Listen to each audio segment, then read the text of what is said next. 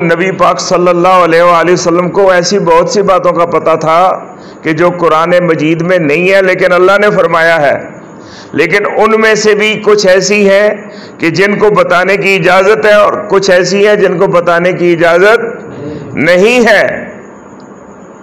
تو آپ نے فرمایا کہ میں گھر سے نکلا تھا کہ تمہیں بتا ہی دوں کہ آج بتا ہی دوں کہ وہ رات کون سی ہے، لیکن دو مسلمان آپس میں جھگڑ پڑے تو پھر یہ فیصلہ اٹھا لیا گیا۔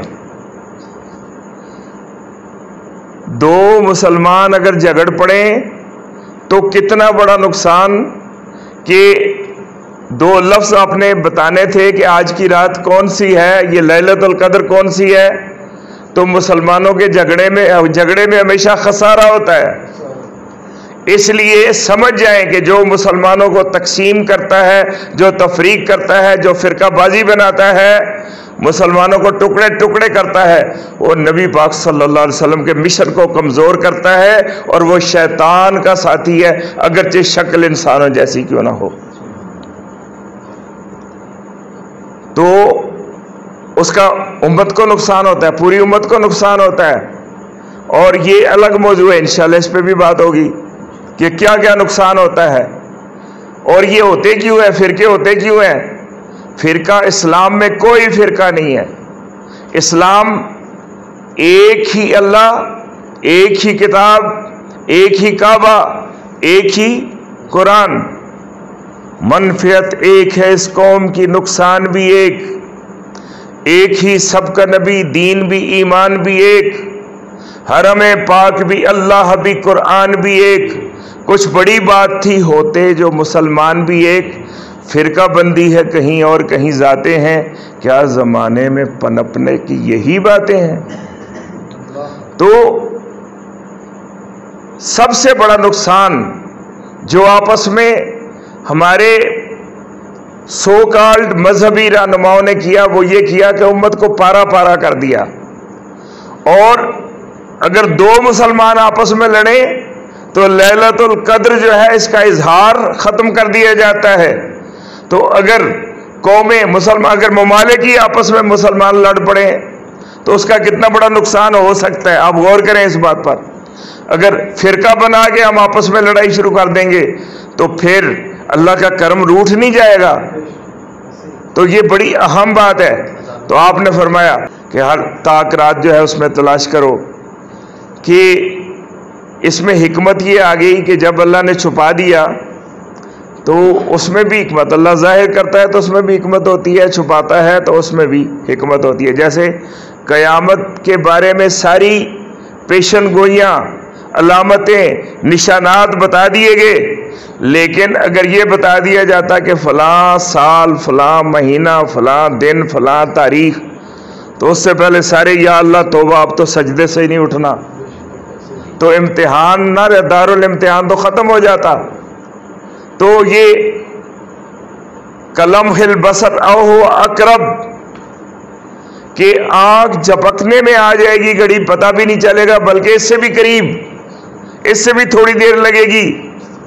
تو یہ اللہ نے کیوں رکھا؟ اس میں حکمت یہ ہے کہ ہر گھڑی ہم محتاط رہیں کہ کبھی بھی وہ آ سکتی ہے، موت بھی آ سکتی ہے اور قیامت بھی آ سکتی ہے۔ ایک اجتماعی موت ہے نا، اس کو قیامت کہا جاتا ہے، ایک انفرادی قیامت ہے، اس کو موت کہا جاتا ہے۔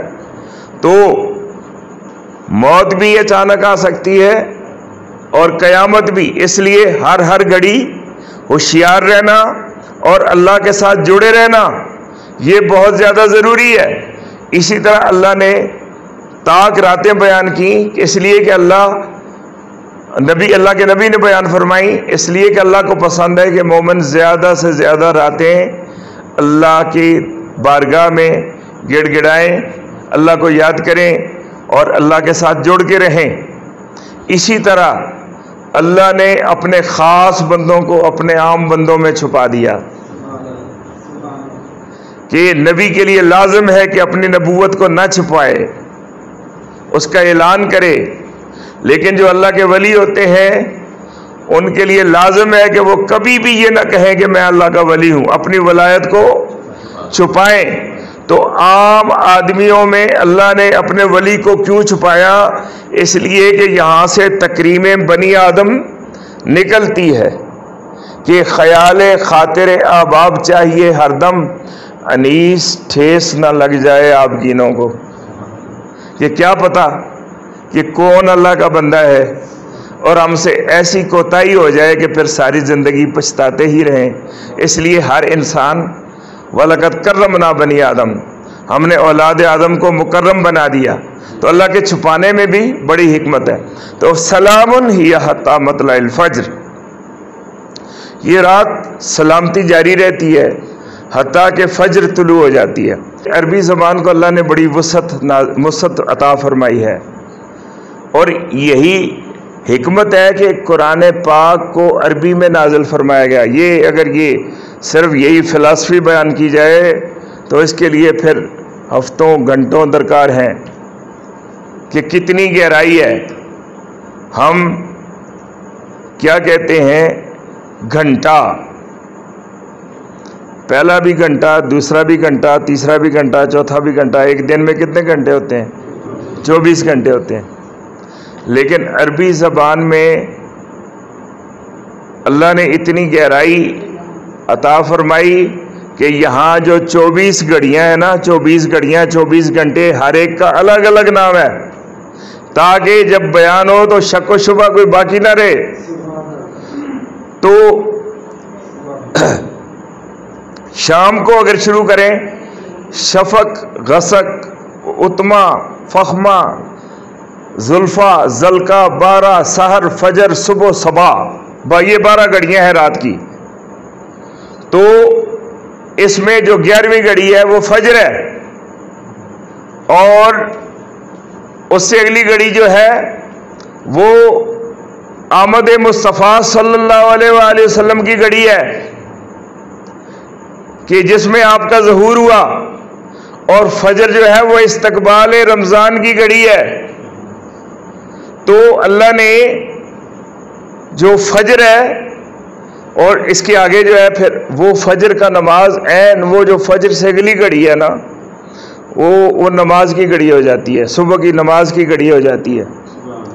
اور عین وہ وقت کہ جب مومن نماز میں کہہ رہا ہوتا ہے السلام علیکہ ایھا النبی، تو وہ گھڑی ہوتی ہے جو نبی پاک صلی اللہ علیہ وسلم کی آمد کی گھڑی ہے، اور وہ 12ویں گھڑی ہے، رات کی 12ویں گھڑی ہے۔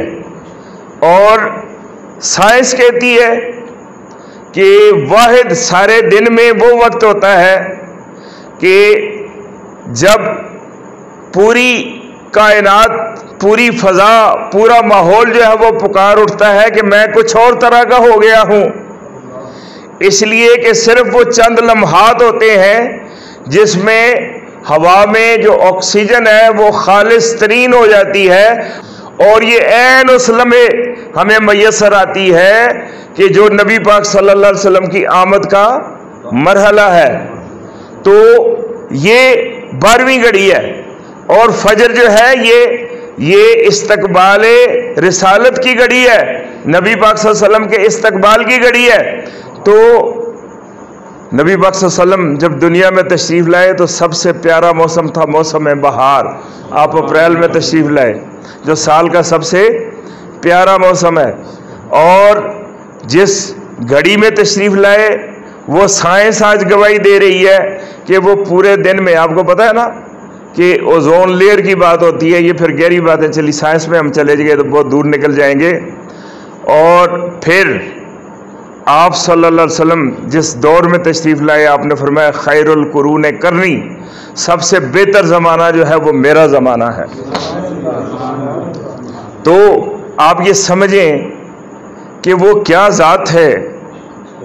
تو میں اپنے الفاظ میں کیا وہاں پہ اللہ کی زبان میں ہی اختصار کے ساتھ پیش کرتا ہوں۔ لقد من اللہ علی المؤمنین، بے شک اللہ نے مومنوں پر بہت بڑا احسان فرمایا، اذ بعث فیہم رسول، جب ان میں رسول صلی اللہ علیہ وسلم کو بھیجا، تو یہ اللہ کا بہت بڑا احسان ہے۔ اور ان کے صدقے میں پھر قرآن ملا، پھر ان کے صدقے میں رمضان ملا، اور پھر ان کے صدقے میں اللہ تبارک و تعالیٰ نے اتنا کچھ ہمیں پوری کائنات تخلیق فرمائی۔ تو اللہ تبارک و تعالیٰ ہمیں اس رات کی، اب میں بات کو ختم کرنے سے پہلے لازم جانتا ہوں کہ ام المومنین عائشہ صدیقہ سلام اللہ علیہا، آپ کا یہ قول پیش کر دوں، بڑا احسان انہوں نے کیا کہ امت کو بتا دیا، پوچھ کے بتا دیا، یا رسول اللہ، پوچھتی ہیں کہ یا رسول اللہ اگر مجھے یہ رات میسر آ جائے تو میں اللہ سے کیا مانگوں؟ تو آپ نے جو کچھ بتایا وہ بڑی ہی خوبصورت بات ہے، اس لیے کہ یہ وہ لمحات ہیں جو بہت قیمتی ہیں۔ اس لیے یہاں چھوٹی چھوٹی چیزیں مت مانگو، قیمتی چیز مانگو۔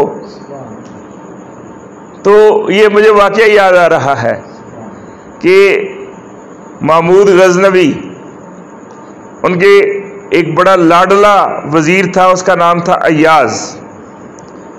تو ایک دن بادشاہ کسی وجہ سے بہت خوش تھا، دربار میں ڈھیروں جو نعمتیں ہیں ان کا ڈھیر لگا ہوا تھا۔ تو بادشاہ نے کہا کہ آج میرا دل چاہتا ہے جس کے ہاتھ جو چیز لگتی ہے وہ اڑا لے، جس چیز پہ ہاتھ رکھ لو گے وہ دوبارہ ہو جائے گا۔ تو سب دوڑ پڑے، کسی نے ادھر ہاتھ رکھا، کسی نے ادھر، کسی نے ہیرے پر، کسی نے جواہر پر، کسی نے اور کسی قیمتی چیز پر، تو سب اڑا لے گئے۔ لیکن ایاز جو ہے وہ اپنی جگہ پہ کھڑا رہا۔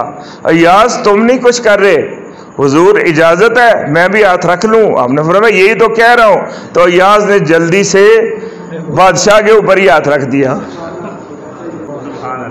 شاعر نے کہا سب کچھ خدا سے مانگ لیا، تجھ کو مانگ کے اٹھتے نہیں ہیں ہاتھ میرے اس دعا کے بعد۔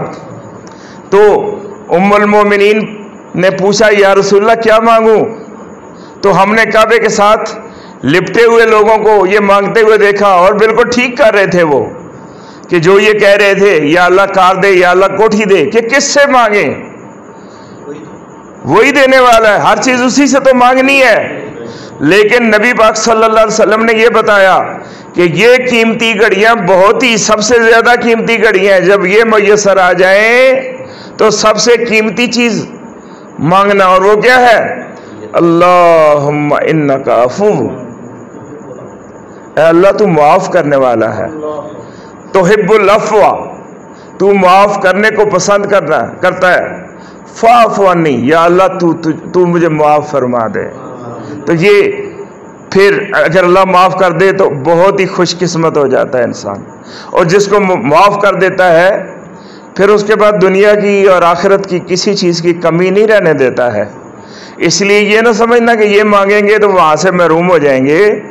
یہ سب سے قیمتی چیز ہے، سب سے قیمتی دعا ہے، سب سے قیمتی منہ سے نکلی ہے، اور وہ ہستی کہ جو ہمارے اوپر اللہ کا احسان ہے، آپ نے یہ احسان فرمایا کہ یہ دعا ہمیں سکھا دی، اس التجا کے ساتھ کہ انشاءاللہ ہم آپ کے لیے دعا کریں گے، آپ ہمارے لیے دعا کریں، اور یہ دعا کرتے ہوئے کہ اللہ تعالیٰ ہم سب کی دعائیں قبول فرمائے، اور اللہ تعالیٰ اس رات کو برکت والی، رحم والی، کرم والی ہم پر بنا دے، اور اس سے بھرپور استفادہ کرنے کی توفیق عطا فرمائے۔ وما علینا الا البلاغ المبین۔